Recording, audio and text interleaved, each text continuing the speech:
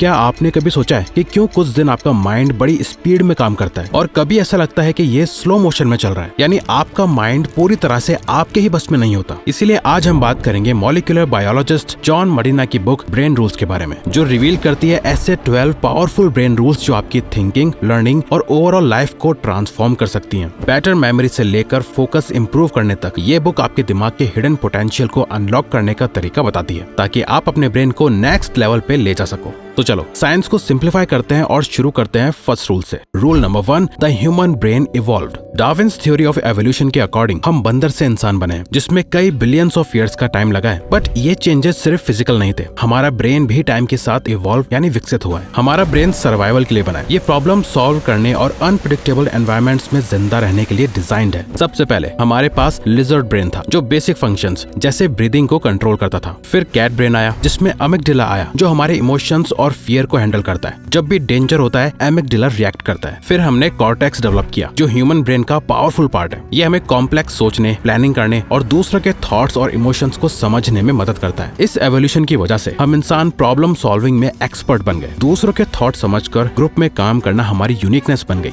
और यही रीजन है कि हम इस प्लेनेट अर्थ को डोमिनेट कर पाए। Rule number 2, exercise boosts brain power. हमारे ब्रेन का बेस्ट फ्रेंड है मूवमेंट। एवोल्यूशन के दौरान हमारे पूर्वज दिन भर मूव करते थे, वो शिकार करते, घूमते रहते, और इस मूवमेंट ने उनका ब्रेन शार्प रखा। आज के जमाने में हमारी सेडेंटरी लाइफस्टाइल से ह्यूमन ब्रेन को वो मूवमेंट नहीं मिलता जो जरूरी है। जब हम एक्सरसाइज करते हैं तो हमारे ब्रेन को ग्लूकोज और ऑक्सीजन मिलता है, जो न्यूरॉन्स को जिंदा रखता है और नए ब्रेन सेल्स बनाता है। हार्वर्ड के साइकियाट्रिस्ट जॉन रेटी कहते हैं कि एक्सरसाइज मिरेकल ग्रो की तरह काम करती है आपके न्यूरॉन्स के लिए। मिरेकल ग्रो एक प्लांट फर्टिलाइजर है, जो प्लांट्स को ग्रो करने और हेल्दी बनाने में मदद करता है। बिल्कुल इसी तरह एक्सरसाइज आपके ब्रेन के न्यूरॉन्स के लिए एक फर्टिलाइजर जैसा काम करता है। जब आप एक्सरसाइज करते हो तो आपके ब्रेन में ब्रेन डिराइव्ड न्यूरोट्रॉफिक फैक्टर नाम का केमिकल रिलीज होता है, जो न्यूरॉन्स को ग्रो करने और रिपेयर करने में मदद करता है। Rule number 3, sleep well think well, sleep is king. जब हम सोते हैं तो हमारा ब्रेन दिन भर के इन्फॉर्मेशन को प्रोसेस करता है, उन्हें छांटता है और उनको याद रखने लायक मेमोरीज में बदलता है। नींद के बिना आपका ब्रेन स्लो हो जाता है, आपकी डिसीजन मेकिंग एबिलिटी और मेमोरी दोनों कमजोर हो जाती हैं। हार्वर्ड की एक स्टडी ये दिखाती है कि अगर आप स्लीप डिप्राइव्ड हैं तो आपका रिएक्शन टाइम और कॉग्निटिव एबिलिटीज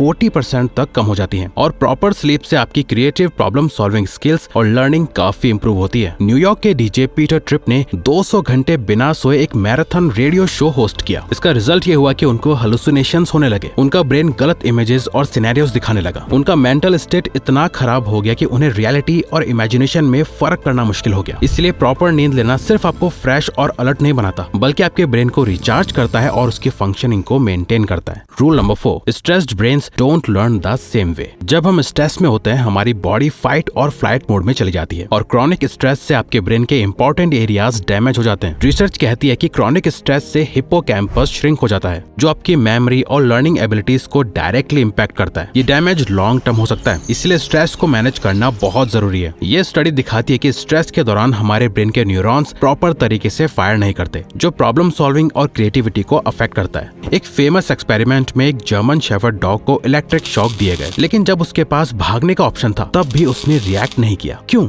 क्योंकि स्ट्रेस ने उसके ब्रेन को इतना डैमेज कर दिया था कि वो फ्रीज हो गया था। हमारे ब्रेन पर स्ट्रेस का यही इम्पैक्ट होता है, इसीलिए स्ट्रेस मैनेजमेंट टेक्निक्स जैसे माइंडफुलनेस और एक्सरसाइज बहुत इंपॉर्टेंट है। Rule number 5, every brain is wired differently. हर इंसान का ब्रेन यूनिक होता है, हम सब अलग तरीके से सोचते हैं, अलग तरीके से सीखते हैं, और ये सब कुछ हमारे ब्रेन वायरिंग की वजह से होता है। आप जिस तरह से इन्फॉर्मेशन को प्रोसेस करते हो वो आपके पर्सनल एक्सपीरियंसेस और लर्निंग के थ्रू इवॉल्व होता है। न्यूरो साइंटिस्ट ने ये प्रूव किया है कि जब हम नए एक्सपीरियंसेस और स्किल्स सीखते हैं तो हमारे न्यूरॉन्स नए कनेक्शंस बनाते हैं। ये प्रोसेस ब्रेन प्लास्टिसिटी कहलाता है, जो आपको कंटिन्यूअसली इवॉल्व और अडेप्ट करने में हेल्प करता है। इसीलिए हर इंसान की लर्निंग एबिलिटी अलग होती है। माइकल जॉर्डन का एग्जांपल लेते हैं। वो बास्केटबॉल के सबसे बड़े चैंपियन थे, लेकिन जब उन्होंने बेसबॉल में अपना करियर बनाने की कोशिश की तो वो सक्सेसफुल नहीं हो पाए। क्यों? क्योंकि उनका ब्रेन बास्केटबॉल के लिए वायर्ड था, लेकिन बेसबॉल के लिए नहीं। हर इंसान का टैलेंट और लर्निंग कैपेसिटी उसकी ब्रेन वायरिंग के ऊपर डिपेंड करती है। Rule number 6, we don't pay attention to boring things. हमारा ब्रेन सिर्फ उन चीजों पर ध्यान देता है जो या तो इंटरेस्टिंग होती है या इमोशनल। बोरिंग चीजों पर ध्यान देना ब्रेन के लिए एक स्ट्रगल होता है, क्योंकि हमारा अटेंशन स्पैन लिमिटेड होता है। आज के टाइम में जहाँ डिस्ट्रैक्शंस बहुत ज्यादा हैं, हमारा ब्रेन तभी फोकस करता है जब कुछ इमोशनली एंगेजिंग या एक्साइटिंग होता है। रिसर्च दिखाती है कि हमारा अटेंशन स्पैन 10 मिनट के आसपास होता है। अगर उसके बाद आपको कुछ इंटरेस्टिंग या एंगेजिंग नहीं लगता तो आपका ब्रेन अटेंशन लूज करना शुरू कर देता है। ब्रेन के रिवॉर्ड सिस्टम को एक्टिवेट करने के लिए कुछ एक्साइटिंग या इमोशनल इनपुट्स जरूरी होते हैं। आप क्लास या मीटिंग में बैठे हो और आपको कुछ बोरिंग लग रहा है तो 10 मिनट के बाद आप ऑटोमेटिकली जोन्ड आउट हो जाते हो। कई बार हम फोर्सफुली ऐसे टास्क करने के लिए खुद को प्रेशराइज करते हैं जो कि हमारे लिए बोरिंग होते हैं, और फिर हम उसमें बार बार फेल होते रहते हैं। इससे बचने के लिए उन टास्क को भी कुछ भी करके एंगेजिंग बनाओ ताकि आप फुली फोकस्ड रह पाओ।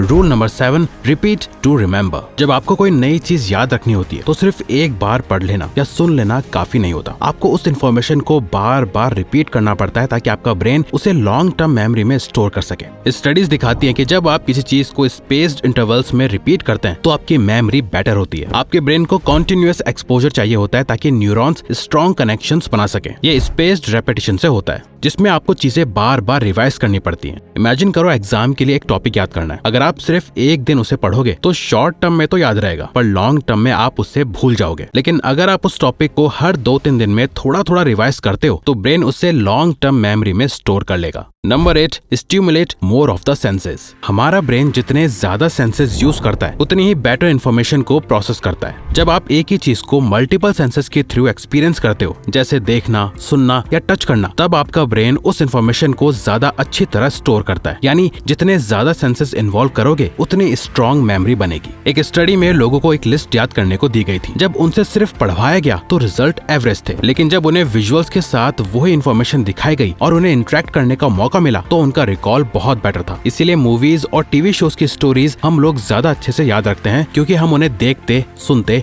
और एक्सपीरियंस करते हैं। अगर आप सिर्फ कोई चीज पढ़ रहे हो तो ब्रेन का एक लिमिटेड पार्ट ही एक्टिव होता है, लेकिन जब उस चीज को आप देखते हो या सुनते हो, आपके ब्रेन के ज्यादा एरियाज एक्टिव हो जाते हैं, जो लर्निंग और मेमोरी को और इफेक्टिव बना देते हैं। और बात करें सबसे पावरफुल सेंसेस की तो वो है vision. Rule number 9, vision Trump's all other senses. हमारा ब्रेन अपनी 50% एनर्जी सिर्फ विजुअल प्रोसेसिंग में लगाता है। जब हम कुछ देखते हैं, ब्रेन उस विजुअल को एक स्टोरी में कन्वर्ट करता है, जो मेमोरी में स्ट्रांगली स्टोर हो जाता है। विजन को सुपर सेंस कहा गया है, क्योंकि विजुअल लर्निंग सबसे पावरफुल तरीका होता है इन्फॉर्मेशन को याद रखने का। एक एक्सपेरिमेंट में लोगों को एक स्पीच सुनाई गई थी, लेकिन बिना विजुअल्स के उन्होंने जल्दी इंटरेस्ट लूज कर दिया। जब विजुअल्स ऐड किए गए तो लोगों ने इन्फॉर्मेशन को ज्यादा इफेक्टिवली समझा और याद भी रखा। ये प्रूव करता है कि हमारा ब्रेन विजुअल्स को प्रायोरिटी देता है, और इसीलिए इमेजेस या वीडियोस हमारे दिमाग में ज्यादा स्ट्रांगली अफेक्ट करती हैं। रूल नंबर 10, स्टडी और listen to boost cognition. Henry एक 92 ईयर ओल्ड डिमेंशिया के पेशेंट थे, जो सालों से बिल्कुल अनरिस्पॉन्सिव थे। उन्होंने अपनी मेमोरी और पर्सनैलिटी सब कुछ खो दिया था, और डॉक्टर्स भी उनकी रिकवरी के चांसेस काफी कम मानते थे। लेकिन जब उनको उनका फेवरेट म्यूजिक सुनाया गया तो एक चेंज देखने को मिला। वो अचानक से गाने लगे, अपनी पुरानी यादें याद करने लगे, और उन्होंने अपने पुराने एक्शंस तक दिखाने शुरू कर दिए। म्यूजिक का असर सिर्फ इमोशंस तक लिमिटेड नहीं है, ये ब्रेन के कॉग्निटिव फंक्शंस को भी बूस्ट करता है। स्टडीज ने प्रूव किया है कि म्यूजिक से मेमोरी, अटेंशन और लर्निंग स्किल्स इंप्रूव होती हैं। म्यूजिक का डायरेक्ट कनेक्शन हमारे ब्रेन के मल्टीपल रीजन से होता है, जो मेमोरी और फोकस को एक्टिवेट करता है और ओवरऑल कॉग्निटिव परफॉर्मेंस को बढ़ाता है। रिसर्च कहती है कि स्पेसिफिक टाइप्स ऑफ म्यूजिक, जैसे क्लासिकल म्यूजिक, न्यूरॉन्स के फायरिंग रेट को सिंक्रोनाइज करती है, जो प्रॉब्लम सॉल्विंग और कंसंट्रेशन को बेटर बनाता है। म्यूजिक थेरेपी उन लोगों के लिए भी हेल्पफुल होती है जिनके मेमोरी रिलेटेड इश्यूज होते हैं, जैसे dementia. Rule number 11, male and female brains are different. हम सब जानते हैं कि मैन और वुमेन का सोचने का तरीका अलग होता है, लेकिन ये सिर्फ अपब्रिंगिंग या कल्चर की वजह से नहीं, बल्कि साइंस कहते हैं कि उनके ब्रेन्स का स्ट्रक्चर और फंक्शनिंग भी डिफरेंट होती है। इसीलिए स्ट्रेस, इमोशंस और मेमोरी को प्रोसेस करने का मेल और फीमेल दोनों का तरीका अलग होता है। रिसर्च दिखाती है कि स्ट्रेस के वक्त मैन का राइट एमिग्डाला एक्टिवेट होता है, जो उनको लॉजिकली समझने में मदद करता है। वहीं वुमेन का लेफ्ट एमिग्डाला एक्टिवेट होता है, जो उनको इमोशनल डिटेल्स याद रखने में हेल्प करता है। इसीलिए स्ट्रेसफुल सिचुएशंस में मैन और वुमेन का रिएक्शन अलग होता है। Rule number 12, we are powerful and natural explorers. हम सब बचपन से क्यूरियस होते हैं। हर चीज को टच करना, देखना, समझना हमारे ब्रेन का एक नेचुरल इंस्टिंक्ट है। जब हम नए एक्सपीरियंसेस एक्सप्लोर करते हैं तो हमारा ब्रेन नए न्यूरल कनेक्शंस बनाता है, जो हमें स्मार्टर और ज्यादा अडेप्टेबल बनाता है। ये नेचुरल क्यूरियोसिटी हमारी ग्रोथ और लर्निंग के लिए बहुत जरूरी है। रिसर्च कहते हैं कि ब्रेन का हिप्पोकैम्पस, जो लर्निंग और मेमोरी मेमोरी को कंट्रोल करता है तभी ग्रो करता है जब हम नए एक्सपीरियंसेस ढूंढते हैं। ये एबिलिटी हमें हर नए सिचुएशन में अडेप्ट करने में मदद करती है। न्यूरो साइंस ये प्रूव करता है कि हमारा ब्रेन हमेशा कुछ नया सीखने और एक्सप्लोर करने के लिए वायर्ड है। एक छोटे बच्चे का सोचो, जब पेरेंट्स मना करते हैं फिर भी वो बच्चा चीजें एक्सप्लोर करता है क्योंकि उसका ब्रेन नेचुरली सीखना चाहता है। तो अगर आपको ये वीडियो अच्छी लगी तो वीडियो को लाइक और चैनल को सब्सक्राइब करके हमें सपोर्ट करो और बेल नोटिफिकेशन ऑन कर लीजिएगा ताकि आप आने वाली वीडियोस मिस ना कर पाओ। Thank you for watching.